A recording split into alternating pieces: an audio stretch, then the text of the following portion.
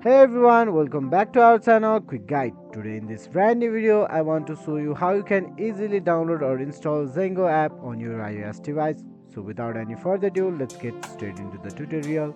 First of all, head towards the app, which is App Store, and in the search bar you can just type in the keyboard Zengo, and after hitting the search button you can find various of options here, but for now we want to download the original one, so let's click the first available here.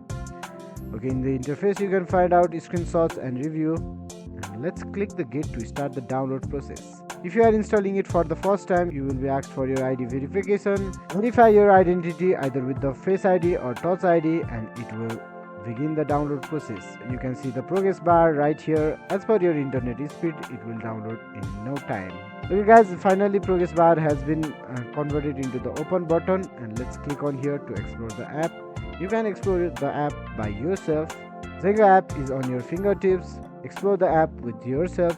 Thank you so much for watching the video till the end. We will bring more of this type of content in upcoming days, so make sure to hit the like button. Also, do not forget to subscribe our channel and set the bell icon to all. Feedbacks and queries are truly appreciated in the comment section. I'll see you guys again in our next video. Have a nice day.